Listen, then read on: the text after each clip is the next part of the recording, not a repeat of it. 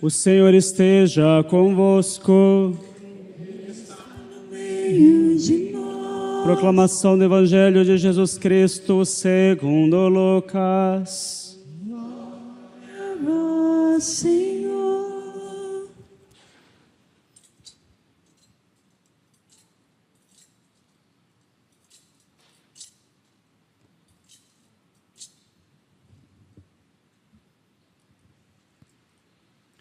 Jesus estava rezando num certo lugar.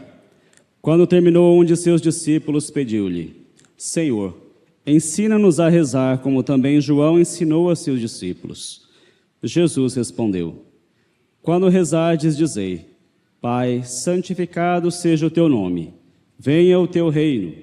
Dá-nos a cada dia o pão de que precisamos e perdoa-nos os nossos pecados, pois nós também perdoamos a todos os nossos devedores.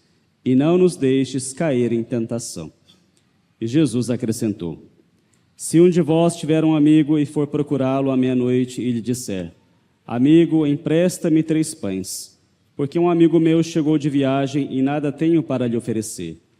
E se o outro responder lá de dentro: Não me incomoda, já tranquei a porta e meus filhos e eu já estamos deitados. Não posso levantar para te dar os pães. Eu vos declaro, mesmo que o outro não se levante para dá-los, porque é seu amigo, vai levantar-se ao menos por causa da impertinência dele e lhe dará quanto for necessário. Portanto, eu vos digo, pedi e recebereis, procurai e encontrareis, batei e vos será aberto. Pois quem pede recebe, quem procura encontra, e para quem bate se abrirá. Será que algum de vós que é pai, se o filho pedir um peixe, lhe dará uma cobra? Ou ainda, se pedir um ovo, lhe dará um escorpião? Ora, se vós que sois maus, sabeis dar coisas boas aos vossos filhos, quanto mais o Pai do céu dará o Espírito Santo aos que o pedirem. Palavra da salvação. Glória a vós, Senhor.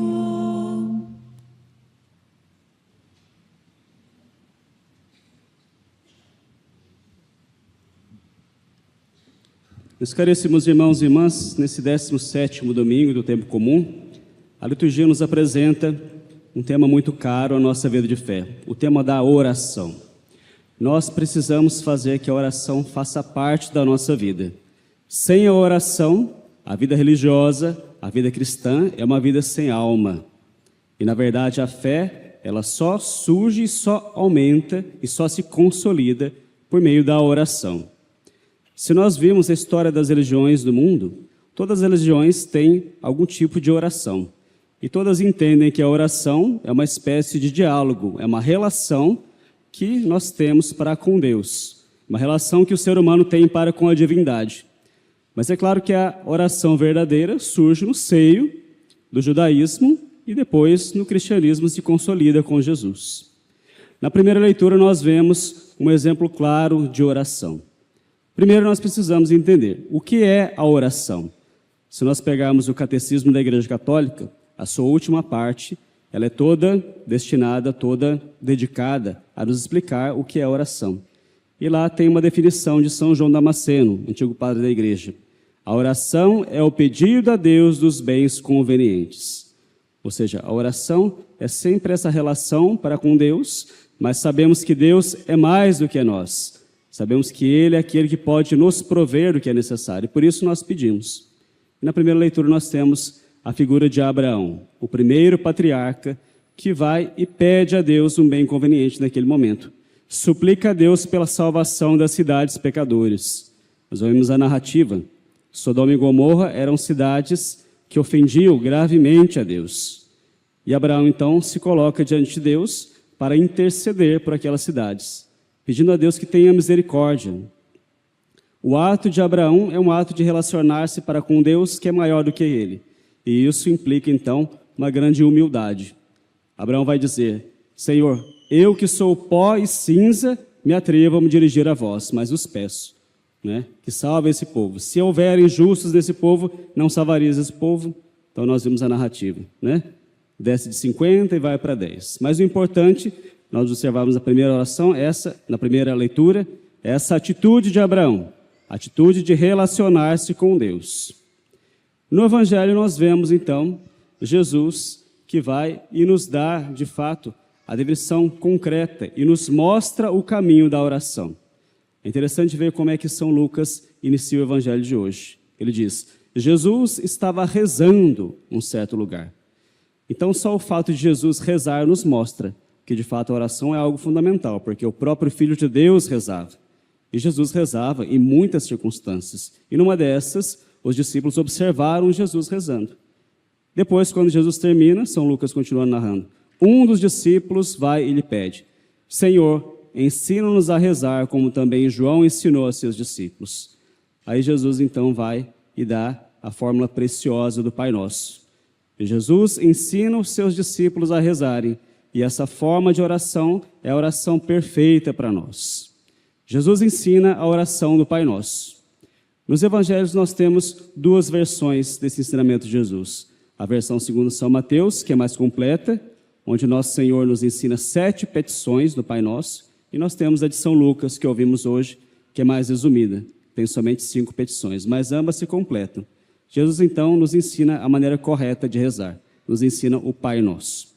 A primeira coisa a observar é o seguinte: Abraão, ele se dirigia a Deus como Deus Altíssimo, e sabia que ele era pó e cinza, que ele era um nada diante de Deus. Ele sabia que ele era a criatura, e Deus era o seu Criador. Jesus, ele nos ensina uma forma nova de nos relacionarmos com Deus. Deus continua sendo Deus, o Deus Altíssimo, o Todo-Poderoso, mas agora nós podemos ousar chamá-lo de Pai. Essa é a primeira palavra que Jesus nos ensina no nosso relacionamento para com Deus. Pai Nosso. Jesus, então, nos mostra que Deus, ele é mais do que o nosso Criador. Ele é um Pai. E é somente por Jesus que nós podemos fazer isso. Porque Deus quis fazer-nos também seus filhos. Por isso ele enviou o seu Filho aqui nessa terra, para que a humanidade pudesse se tornar não somente criatura de Deus, mas agora filhas de Deus. E nós o somos. Então Jesus ensina que nós temos que ter um relacionamento agora de amor para com Deus.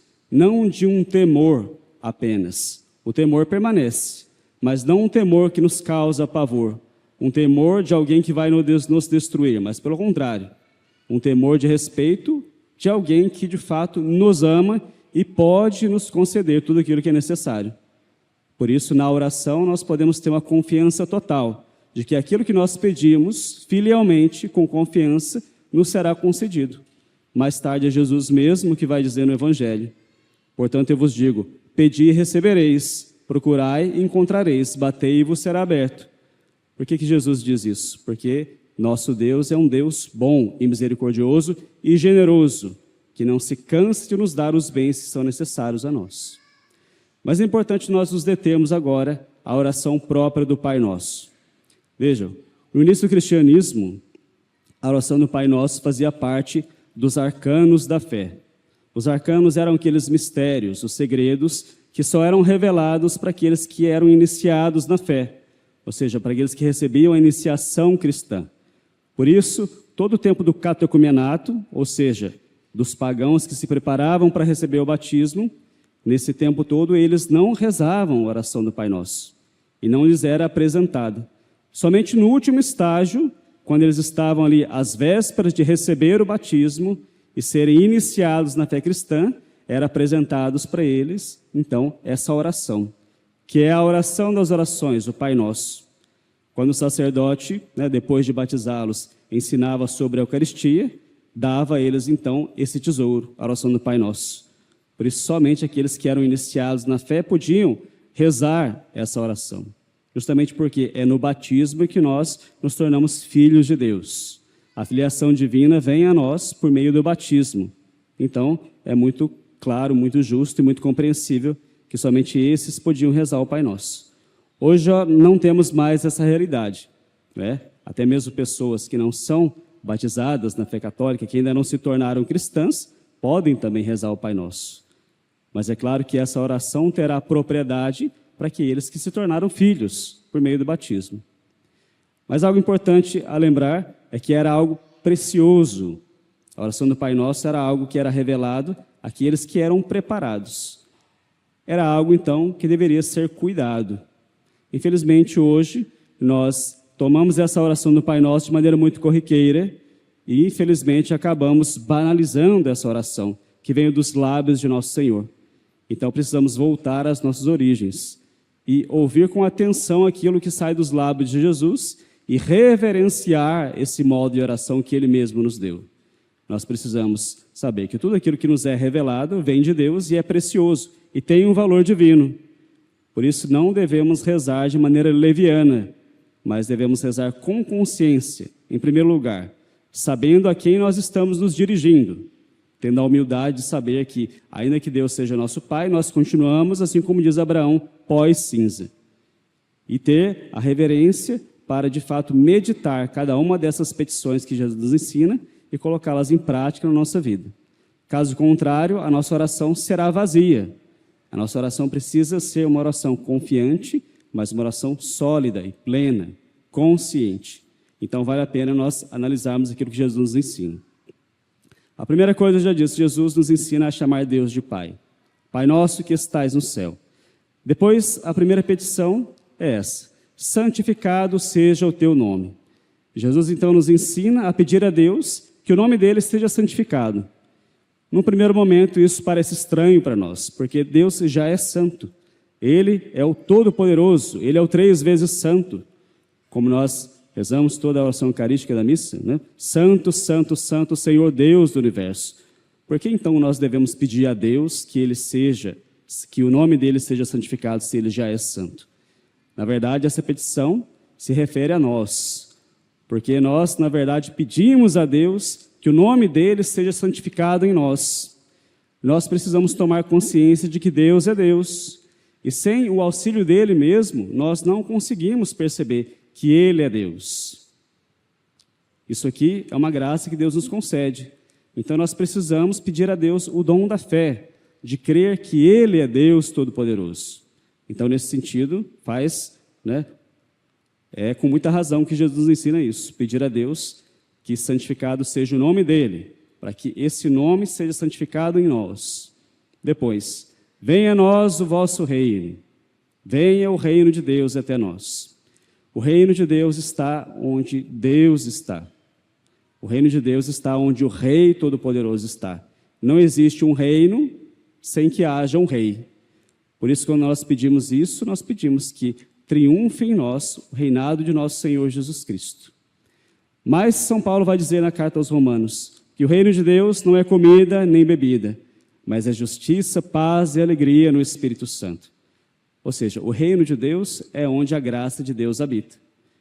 E Jesus mesmo vai dizer que o reino de Deus ele não vem ostensivamente, mas ele vem de maneira suave, de maneira que ele se consolide em nós, porque o reino de Deus está dentro de vós, Jesus diz. O reino de Deus não é exterior a nós, mas ele começa dentro do nosso coração. Por isso, quando nós pedimos que venha o reino de Deus, nós não pedimos algo exterior a nós, mas pedimos que o nosso coração seja transformado à medida da graça de Deus. Porque somente assim, depois, exteriormente, as coisas serão como Deus quer. É necessário que haja uma mudança interior. É necessário que o reino de Deus aconteça nos nossos corações em primeiro lugar. E é aqui que o reinado de Deus, de fato, vai se iniciar. Todos nós que somos batizados já temos uma semente do reino de Deus em nós. E esse reino já está em construção. O reino de Deus será consolidado só quando Jesus vier na segunda vez, quando acontecer a parousia. Mas ele já está em vias de construção. A igreja é o início do reino de Deus. Mas não podemos dizer que na igreja o reino de Deus está completo, está pleno, porque a igreja mesmo nos ensina que ela é toda santa. Ou seja, a igreja, na sua dimensão divina, ela é santa, mas ela é sempre necessitada de purificação nos seus membros, porque nós ainda somos pecadores. Por isso, o reino de Deus vir até nós significa que o pecado deve ser destruído, deve ser vencido em nós, para que ali habite a graça de Deus. Então é isso que nós pedimos. Venha a nós o vosso reino, ou seja, que a vossa graça venha até as nossas almas, destrua o reinado de Satanás, que é o reino do pecado, e triunfe o reino da graça. Depois, nós pedimos que seja feita a vontade de Deus, assim na terra como nos céus. Essa petição não está presente no Evangelho de São Lucas, mas vem do Evangelho de São Mateus. Mas vale a pena nós comentarmos aqui também. A vontade de Deus sempre acontece. A vontade de Deus é soberana. Não acontece absolutamente nada neste mundo que não seja a vontade de Deus. Ou seja, uma vontade objetiva, em que Deus positivamente realiza alguma coisa, ou seja, uma vontade permissiva. Mesmo o mal, quando ele acontece, só acontece por vontade permissiva de Deus. O mal ele não tem uma consistência própria. Deus permite o mal, porque do mal ele vai tirar um bem maior. Então, por que nós pedimos a Deus que seja feita a vontade dele, assim na terra como no céu? Nós pedimos que seja feita a vontade de Deus em nós. Esse pedido significa que nós pedimos a Deus que ele converta a nossa vontade desordenada à sua vontade. A nossa vontade precisa estar em consonância com a vontade de Deus, porque caso contrário, o reino de Deus não acontecerá em nós, assim como nós pedimos anteriormente. Por isso nós precisamos pedir a Deus que a nossa vontade se conforme à vontade dele, porque somente essa vontade é perfeita. E veja, isso não é uma coerção. Nós continuamos com a nossa liberdade. Pedir que a vontade de Deus impere sobre a nossa vontade significa que nós pedimos a Deus que a nossa própria vontade seja libertada, porque a nossa vontade é uma vontade escravizada pelo pecado. Quando a nossa vontade se conforma a Deus, aí que nós vivemos de maneira livre, aí que nós somos libertados. E Jesus vai viver isso de maneira plena. No Horto das Oliveiras, nosso Senhor vai fazer com que a vontade humana seja totalmente conformada à vontade de Deus. E ali nós temos o ápice da liberdade. Estamos lembrados, né, daquela oração derradeira de Jesus, que ele reza ao Pai. Assim como ele nos ensinou a chamar Deus de Pai no Pai Nosso, ele vai lá no Horto das Oliveiras chamar Deus de Pai, né? E vai dizer: Pai, se é possível, afasta de mim esse cálice. Contudo, não seja feita a minha, mas a tua vontade. Aqui nesse momento, Jesus dá o cumprimento cabal dessa petição que ele nos ensinou no Pai Nosso. Seja feita a vontade de Deus, assim na terra como nos céus. Em Jesus nós temos essa vontade humana e a vontade de Deus plenamente unificadas, harmonizadas. E é aqui que existe a verdadeira liberdade.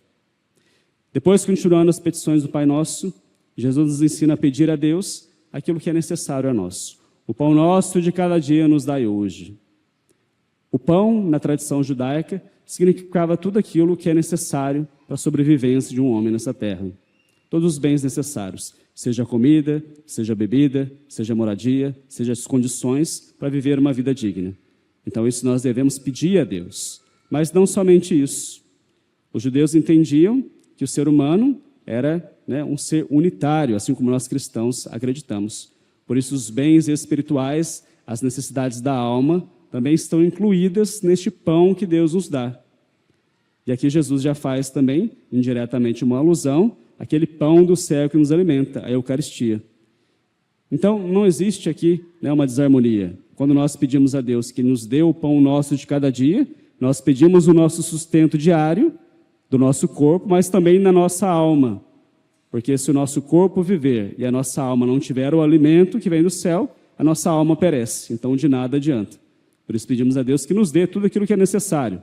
O pão aqui da terra, o que é necessário para que nós vivamos, e o pão do céu, para que a nossa alma seja vivificada.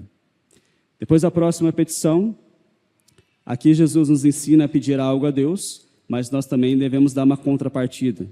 Pedimos a Deus que perdoe os nossos pecados, assim como nós perdoamos aqueles que nos ofendem.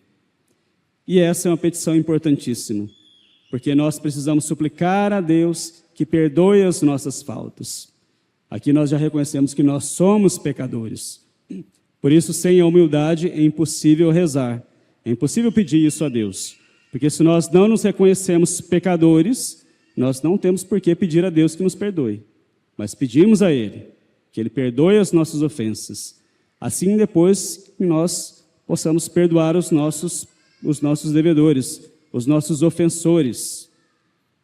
Vejam, Jesus coloca uma ordem clara aqui para nós. É necessário que primeiro nós sejamos perdoados, para depois nós podermos perdoar. Se uma pessoa não experimenta na sua vida o perdão de Deus, ela é incapaz depois de transmitir esse próprio perdão. Jesus não está nos ensinando a pedir a Deus que nós perdoemos primeiro para que depois Ele nos perdoe. É justamente o contrário. Deus nos perdoa e depois, com o perdão que nós recebemos, nós somos capazes de perdoar. Por isso nós precisamos aceitar o perdão, pedir o perdão, para podermos perdoar. Muitas vezes as pessoas que têm dificuldades de perdoar, assim agem, assim o fazem, porque não se sentem perdoadas por Deus. Não se sentem verdadeiramente perdoadas nas suas faltas. Nós precisamos crer, pedir a Deus que Ele nos perdoará. E em seguida, Jesus nos ensina a pedir a Deus que não nos deixe cair em tentação e que nos livre do mal, nos livre do maligno. Essas são as petições que fecham o Pai Nosso. E para nós são muito importantes porque nos mostram que enquanto estamos aqui nessa terra, nós estamos num tempo de combate. Nós estamos num tempo em que somos submetidos a toda sorte de tentações. E Deus permite essas tentações para que por meio delas nós sejamos purificados, para que por meio delas nós sejamos provados no nosso amor. Então a tentação é algo que Deus permite.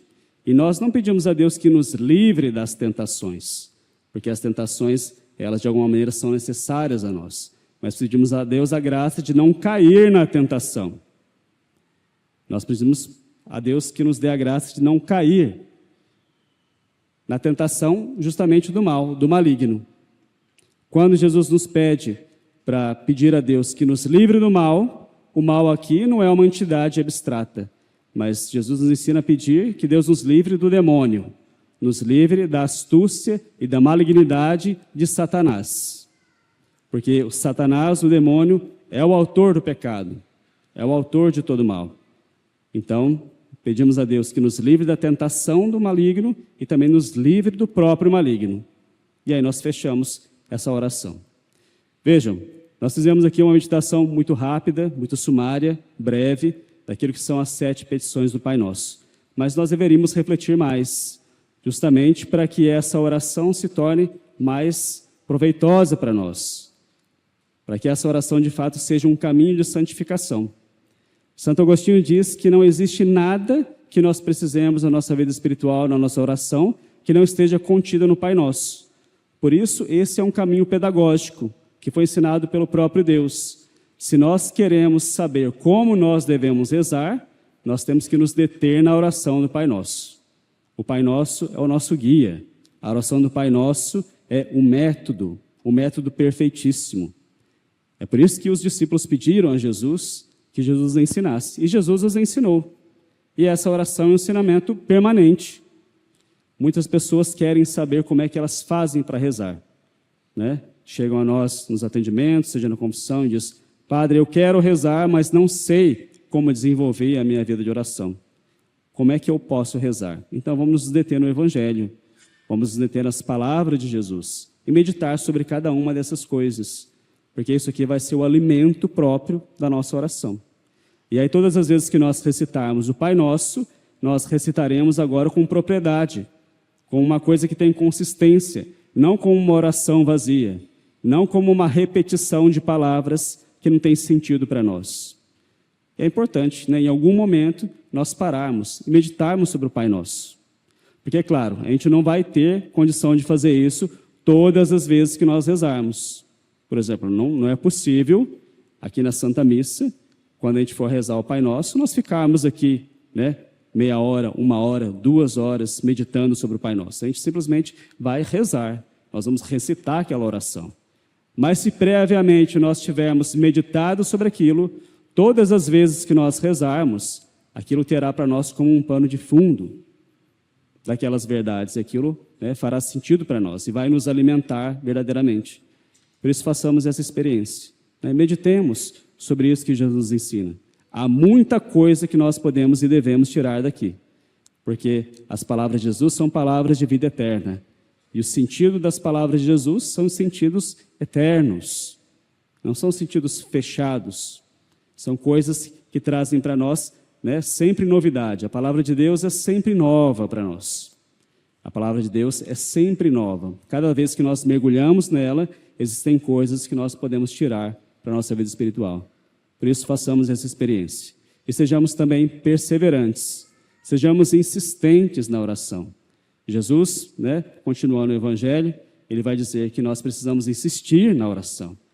Insistir, porque é isso que vai moldar o nosso coração. Não que Deus precise dessa insistência para nos dar alguma coisa. Deus é inteiramente livre. Se Ele quiser, Ele pode nos dar quando Ele quiser.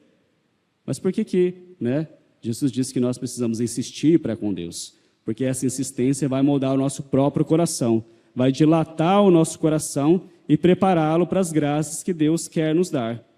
Porque muitas vezes, se nós não temos essa perseverança e essa insistência, Deus, Ele quer nos conceder as graças, mas o nosso coração ainda está muito pequeno, apequenado. É preciso que ele se alargue. E a perseverança, a constância, a insistência na oração vai fazer justamente isso. Que o nosso coração se dilate para que ali Deus derrame todas as graças que Ele quer nos conceder. Por isso, sejamos perseverantes na oração. E vamos pedir à Nossa Senhora, ela que é mãe e mestra, que ela nos ensine, né? Ninguém mais do que Nossa Senhora aprendeu de Jesus a arte da oração, a arte de se voltar a Deus e suplicar os bens convenientes, a arte de ter esse diálogo para com o nosso Deus, nosso Criador e nosso Pai. Por isso, peçamos a ela, que ela esteja junto a nós, que ela nos ensine, para que, de fato, essa oração que nós suplicamos a Deus transforme o nosso coração e que o reino de Deus, de fato, ele se estabeleça em nós, que seja destruído o reino do pecado e impere em nós a graça de Deus, a graça de Cristo Rei. Louvado seja o nosso Senhor Jesus Cristo.